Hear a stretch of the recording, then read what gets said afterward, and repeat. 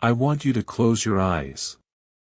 Imagine the timeline of human history stretching out before you like a long, straight wire. We are told it is a simple line. We started with fire, moved to stone tools, invented the wheel, and thousands of years later, we slowly stumbled our way into the age of machines. We believe that the digital mind, the computer, is our unique creation, born in the 20th century. But what if that line is broken? Picture a lump of rock. It is sitting in a museum courtyard in Athens, ignored, baking in the sun. It looks like nothing, just a corroded, green piece of garbage pulled from the bottom of the sea. It is ugly. It is calcified. Now, imagine stripping away that crust. Layer by layer. Underneath the rot, something gleams. It isn't stone. It is bronze. And it isn't natural. It is a gear. Perfect. Precise. What if the first computer wasn't built in a sterile laboratory in the 1940s, but was designed and executed 2,000 years ago? And, more terrifyingly, why did this godlike knowledge vanish from the face of the earth for 20 centuries? Who wanted it forgotten? Welcome to the Antikythera enigma. To understand the mystery, we must go back to the scene of the crime. Not a lab, but a graveyard. The year is 1900. It is Easter. We are in the Aegean Sea, off the coast of a tiny, desolate rock called Antikythera. A storm is battering a group of Greek sponge divers. They are desperate, exhausted, seeking shelter from the gale.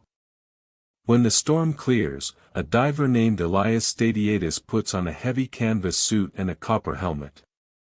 He isn't looking for history, he is looking for sponges.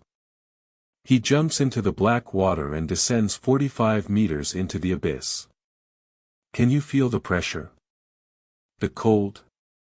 The light fading until everything is a murky, dark blue. Elias reaches the bottom. And then, he screams. He signals frantically to be pulled up. When he breaks the surface, gasping for air, he is raving. He tells the crew he has found a heap of rotting corpses. He saw men, horses, women, lying dead on the sea floor, half buried in the sand. But they weren't rotting flesh. They were marble. It was a shipwreck. A massive Roman galley, smashed against the cliffs around 60 BC, spilling its guts onto the ocean floor. They hauled up the treasures. Marble statues of gods, bronze warriors, gold jewelry. But amidst the glory, they threw a lump of green, encrusted rock into a crate. For 2 years, nobody looked at it. Until one day, the rock split open, and the impossible fell out. Inside that rock was a mechanism so advanced, it shouldn't exist. Picture a wooden box, about the size of a large book. On the front, a circular dial with Greek inscriptions. On the side, a hand crank. When you turn that crank, the magic happens. Inside, dozens of bronze gears, some no larger than a coin, begin to dance. They engage with a precision that rivals a modern Swiss watch. This is where the history books fail us. This level of technology, differential gearing, epicyclic trains, does not appear in the historical record again for 1,500 years. It is as if we found a jet engine in the tomb of King Tut. This wasn't a clock. It was an analog computer. A cosmos in a box. As the user turned the handle, the machine simulated the universe. It moved pointers representing the sun, the moon, and the planets. It didn't just tell time, it predicted the future. It knew when an eclipse would darken the sky decades in advance, down to the exact hour.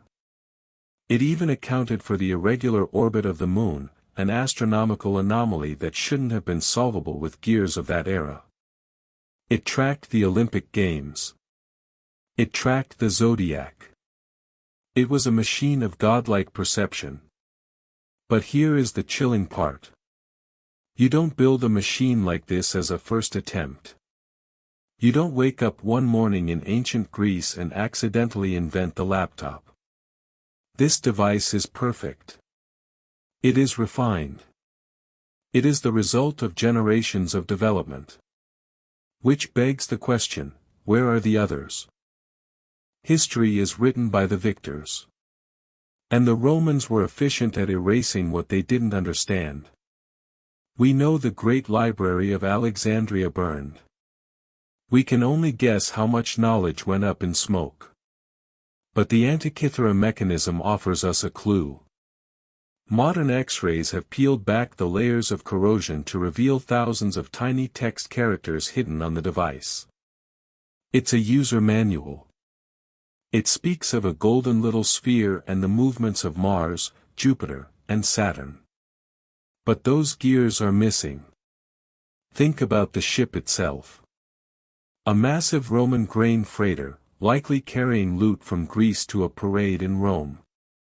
Was this device a trophy? Or was it dangerous evidence? Some theories suggest this wasn't just a calculator. It was an astrological weapon. In the ancient world, if you can predict the eclipses, the omens of the gods, you control the fear of the populace. You control the armies. You control the emperor. Did this ship sink by accident? Or was it silenced? Why does a device that tracks the heavens end up in the deepest hell of the ocean? And why did we forget how to build it for 2,000 years? We have only recovered 30% of the mechanism. 82 fragments. The rest? It's still down there. Or, maybe it never was. Maybe the planetary gears, the engine of the machine, weren't lost in the wreck. Maybe they were taken before the ship went down. If the Greeks had this technology in 60 BC, the Industrial Revolution should have started under the Caesars. We should have been on the moon by the year 1000. But we weren't. The lights went out. The Dark Ages fell.